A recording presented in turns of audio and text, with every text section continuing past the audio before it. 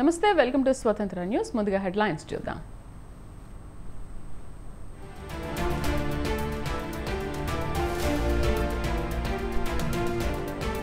కాసేపట్లో క్షేత్రస్థాయిలో సిట్ బృందం పర్యటన పోలింగ్ ఘర్షణలపై విచారణ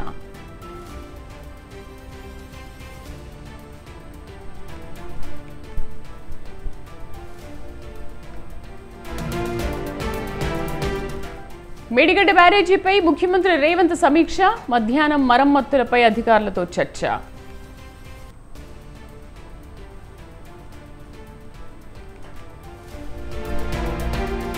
రెండో రోజు రాయబరేలీలో సోనియా గాంధీ రాహుల్కు మద్దతుగా ఎన్నికల ప్రచారం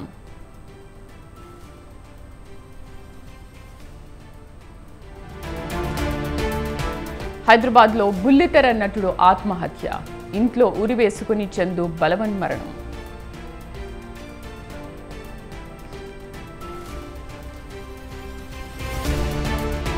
ఖమ్మం జిల్లాలో ఆస్తి కోసం దారుణం తల్లి కూతుళ్లను చంపిన వెంకటేశ్వర్లు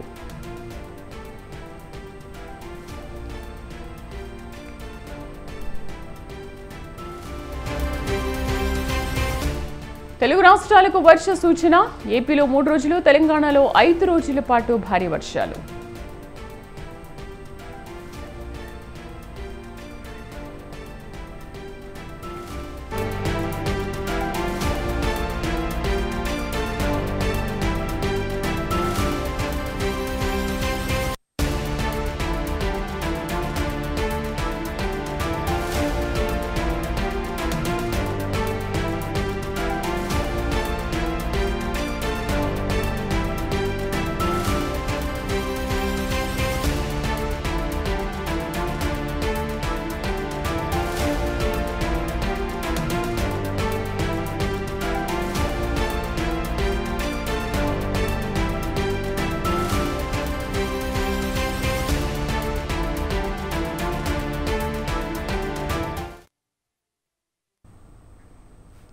ఏపీ అసెంబ్లీ లోక్సభ ఎన్నికల పోలింగ్లో భాగంగా జరిగిన హింసాత్మక ఘటనలపై సిట్ దర్యాప్తు ప్రారంభించనుంది. క్షేత్రస్థాయిలో ఆయా ప్రాంతాల్లో పర్యటించి నివేదిక తయారు చేయనుంది. అంతకుముందు సిట్ అధికారులు భేటీ కానున్నారు. మాచర్ల, గురజాల, నర్సరావుపేట, చంద్రగిరి, జమ్మలమడుగు, తాడిపత్రిలో ఎన్నికల రోజు పోలింగ్ అనంతరం హింసాకాండ ఘటనలు జరిగాయి. ఆయా ప్రాంతాల్లో ఘటనపై ఎంక్వైరీ చేయనుంది సిట్. ఇక 2 రోజుల్లో కేంద్ర ఎన్నికల కమిషన్కు సిట్ నివేదిక ఇవ్వనుంది. ఐజీ వినీత్ బ్రిజ్లాల్ నేతృత్వంలో 13 మంది అధికారులతో కూడిన సిట్ను ప్రభుత్వం ఏర్పాటు చేసింది. కేంద్ర ఎన్నికల సంఘం ఆదేశాల మేరకు సిట్ను ప్రభుత్వం ఏర్పాటు చేసింది. హింసాత్మక ఘటనలపై దర్యాప్తు ప్రారంభించిన సిట్ 2 రోజుల్లో కేంద్ర ఎన్నికల సంఘానికి నివేదిక ఇవ్వనుంది.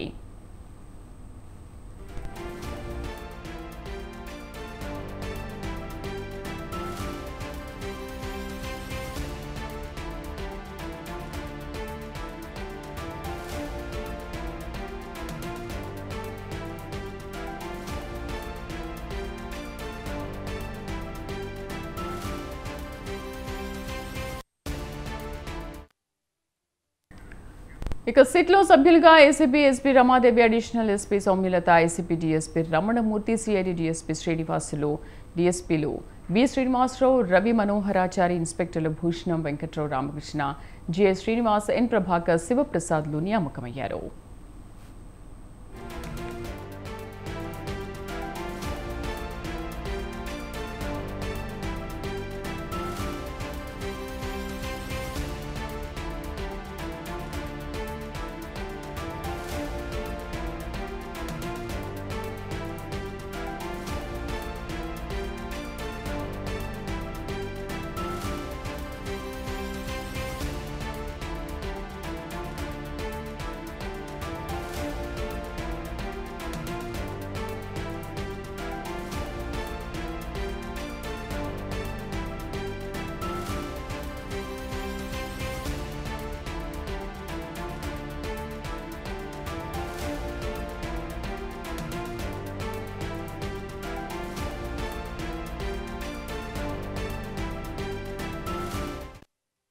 ఎన్నికల వేళ పల్నాడు, అనంతపురం, తిరుపతి జిల్లాల్లో హింసపై సిట్ దర్యాప్తు చేయనుంది. ఎన్నికల అనంతరం హింసలో పోలీస్ అధికారుల పాత్రపైన విచారణ జరపనుంది. 2 రోజుల్లో సిట్ నివేదిక ఇవ్వాలని ఈసీ ఆదేశించింది.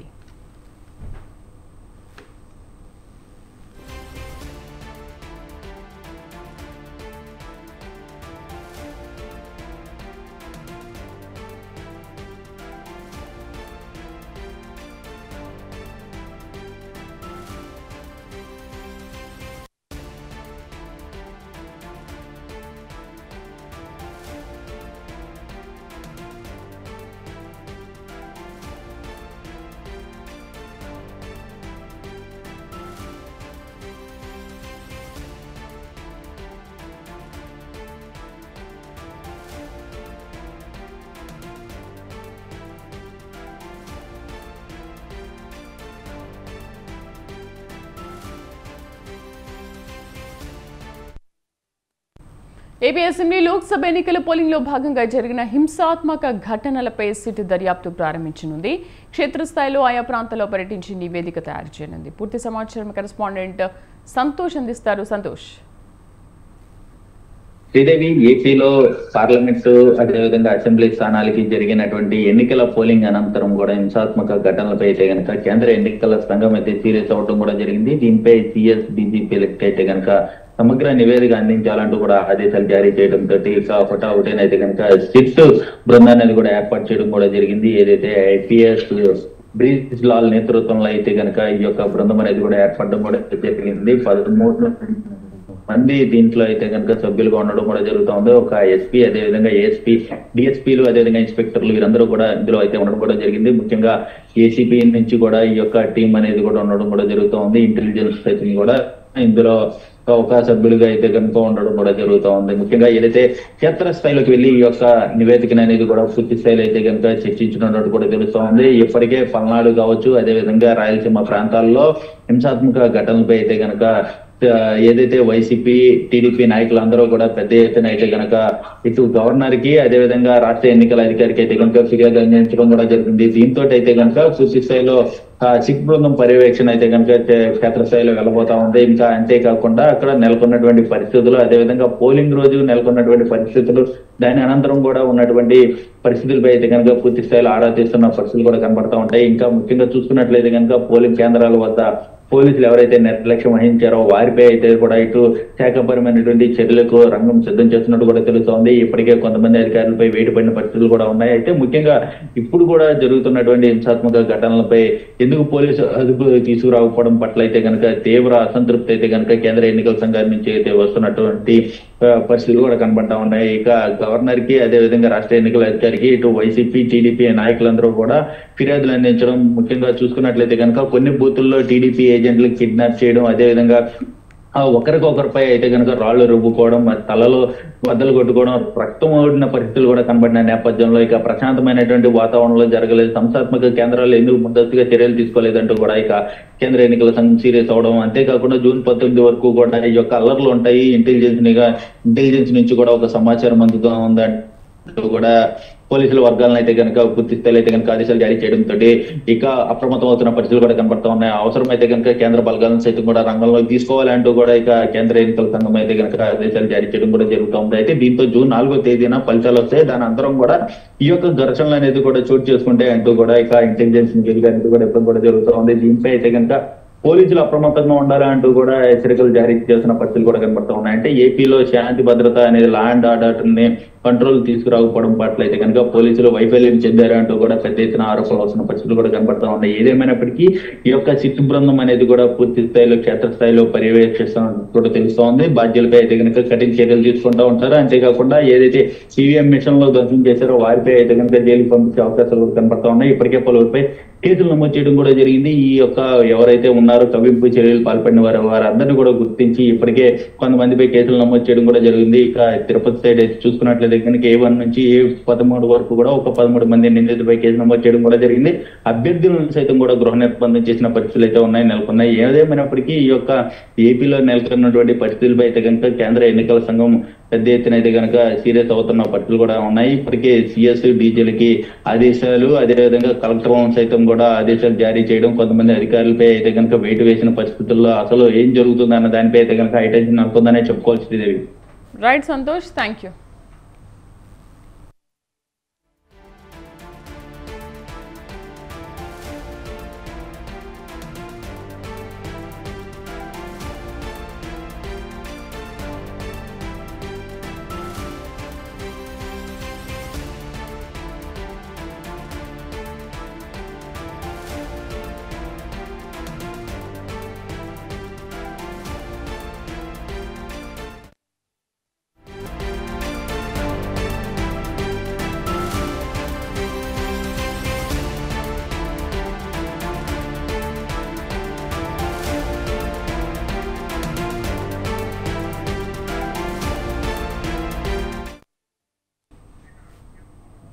హైదరాబాద్ బోరుబండలో నకిలీ డాక్టర్ల భాగోతం బయటపడింది.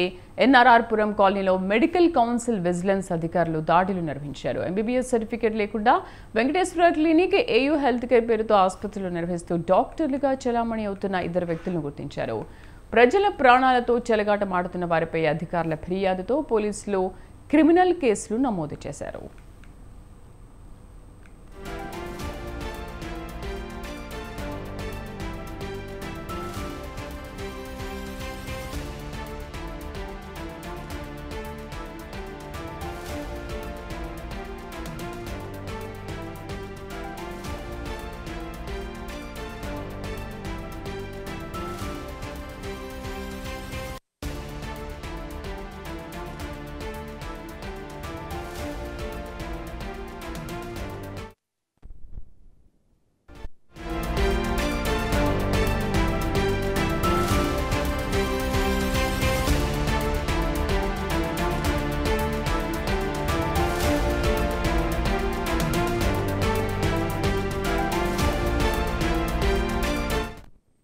తిరుపతి తాతయ్యగుంట గంగ జాతరలో భాగంగా మంత్రి రోజా గంగమ్మకు సారి సమర్పించారు. ఆలయ ఈవో ఆమెను ఆహ్వానించి తీర్థ ప్రసాదాలు అందజేశారు.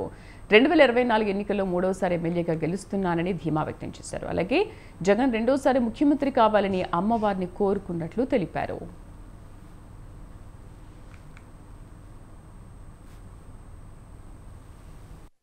జాతర ఎంత బాగా జరుగుతుందో అందరికీ తెలిసిన విషయం. ఇక్కడే పుట్టి పెరిగిన అమ్మాయిగా చిన్న వయసులో నుంచి ఈ టెంపుల్కి రావటం మా అందరికీ కూడా అలవాటు. సో వెంకటేశ్వర స్వామి చెల్లెలుగా తాతయ్య గుంట గంగమ్మకి మనం ఎంతో ఘనంగా జాతర జరుపుతాం. సో ప్రతి సంవత్సరం కూడా అమ్మకి నేను ఎమ్మెల్యే అయిన తర్వాత, మంత్రి అయిన తర్వాత సార తీసుకురావటం ఆనవాయితీగా పెట్టుకున్నాను. సో అదే క్రమంలో ఈరోజు కూడా అమ్మకి సార తీసుకొచ్చి మా ఆడపడుచులు అందరూ సుఖంగా సంతోషంగా పసుపు కుంకుమలతో తమ కుటుంబంతో హ్యాపీగా ఉండాలని మనస్ఫూర్తిగా కోరుకున్నా. అండ్ నేను కల్చరల్ మినిస్టర్గా ఉన్నప్పుడు స్టేట్ ఫెస్టివల్ చేయటం నా అదృష్టంగా భావిస్తున్నా. అండ్ ఈరోజు టెంపుల్ ఎంత డెవలప్ అవుతుందో చూస్తున్నారు కదా. సో అమ్మ బాగుండాలి, అమ్మ ఆశీస్సులు మన. కడప జిల్లా బ్రహ్మంగారి మఠం వీరబ్రహ్మేంద్ర స్వామి మాలధారణ భక్తులతో కిటకిటలాడుతోంది. శ్రీమద్ విరాట్ పోతులూరి వీరబ్రహ్మేంద్ర స్వామి 331వ ఆరాధనోత్సవాల్లో భాగంగా శుక్రవారం దీక్ష వందనాలంకోత్సవం జరిగింది. సజీవ సమాధి నిష్ఠ వహించిన పవిత్ర రోజైనందున మాల ధరించిన భక్తులు తరలివచ్చి ఇరుముడులు సమర్పించారు. సాధారణ భక్తులు భారీగా తరలిరావడంతో ఆలయ పరిసరాలు భక్తులతో కిటకిటలాడాయి. వీరబ్రహ్మేంద్ర స్వామి నామస్మరణ మారుమోగింది. శనివారం రథోత్సవం, ఆదివారం మహాప్రసాద వినియోగం జరగనుంది.